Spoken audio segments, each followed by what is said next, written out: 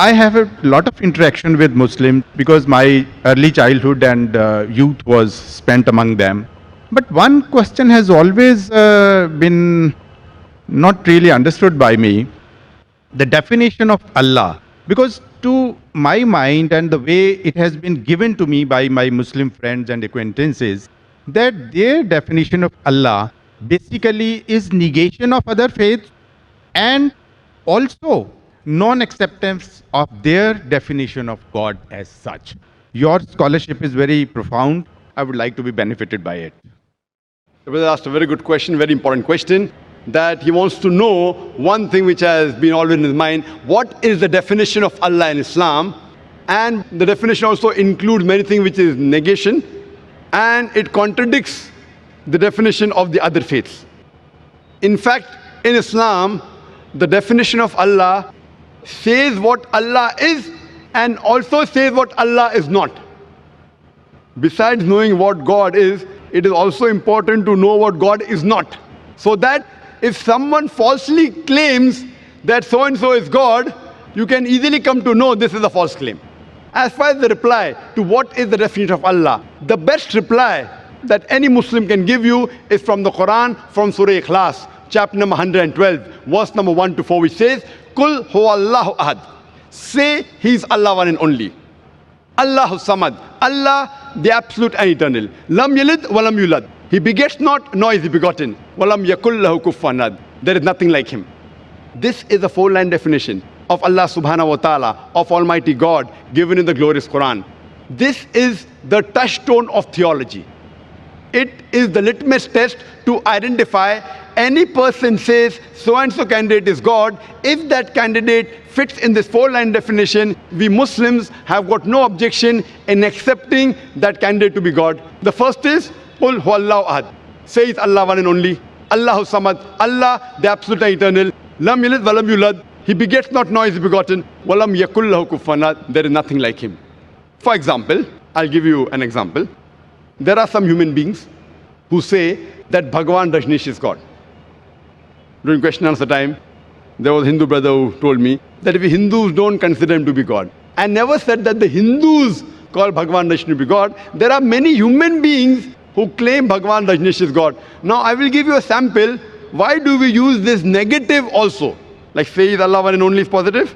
Allahu samad, Allah the absolute eternal. Lam yalid walam yulad. He begets not, nor is he begotten. Why do we use this? Now we'll put this Bhagwan Rajneesh to test. The first test is, Qul huwallahu ahad. Says Allah one only. Was Bhagwan Rajneesh one and only? Was he the only man who has claimed divinity? There are hundreds who have claimed divinity, and in this country of ours, India, there are thousands of men who have claimed divinity. Thousands of people have said that they are God. He's not the only one. But Rajneesh Bhakt will say, no, Bhagwan Rajneesh is unique. So let's go to the next test. Allahu samad. Allah, the absolute and eternal. Was Rajneesh absolute and eternal? When we read his autobiography, we read there that Bhagwan Rajneesh, he was suffering from asthma, from diabetes mellitus, from chronic backache. Imagine Almighty God suffering from asthma, from diabetes mellitus, from chronic backache. The third test, Lam yalid walam yulad. He begets not, nor is begotten. We know Bhagwan Rajneesh, he was born in Madhya Pradesh, and he had a mother and father.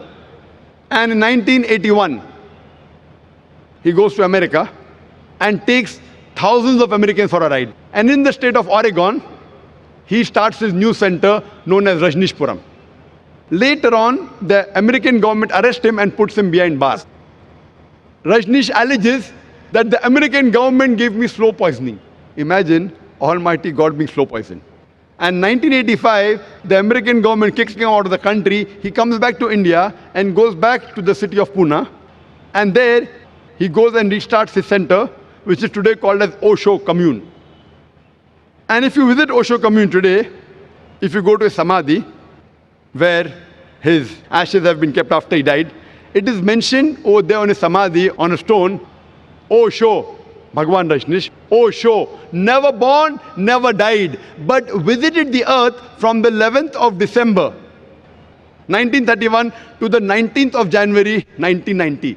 Never born, never died, but visited the earth from the 11th of December 1931 to the 19th of January 1990. They forgot to mention on his samadhi that he was not given visas to 21 different countries of the world. Imagine Almighty God coming on this earth to visit different countries and requires visas. And the last test, Walam Yakullahu Kufuwan Ahad, is so stringent that the moment you can compare God to anything in this world, he is not God. Walam Yakullahu Kufuwan Ahad. We know Bhagavan Rajneesh. He had a white beard. Like the human beings, he had 2 eyes, 1 nose, 1 mouth, 2 hands. The moment you can compare God to anything in this world, he is not God. Walam Yakullahu Kufuwan Ahad. For example, someone says that Almighty God is 1,000 times stronger than Arnold Schwarzenegger. You may have heard the name of Arnold Schwarzenegger, the person who got the title Mr. World, strongest man in the world, Mr. Universe, the strongest man in the universe. The moment you can compare God to anything in this world, whether it be Arnold Schwarzenegger, Dara Singh or King Kong, whether it be 1,000 times or 1,000,000 times, the moment you can compare God to anything in this world, he is not God. Walam Yakullahu Kufuwan Ahad. So this, brother, is, in short, the concept of Almighty God. As far as the second part of the question is concerned, that why does it contradict with the concept of God in other religions? In fact, it's a misconception that the concept of Allah subhanahu wa ta'ala in the Quran, it contradicts with the other religions. It contradicts against the practices of the other religion, I agree with you, but does not contradict against the other religious scriptures. Because unfortunately, the followers of most of the religions, whether it be Christianity, Hinduism, etc., they do not read their own scriptures.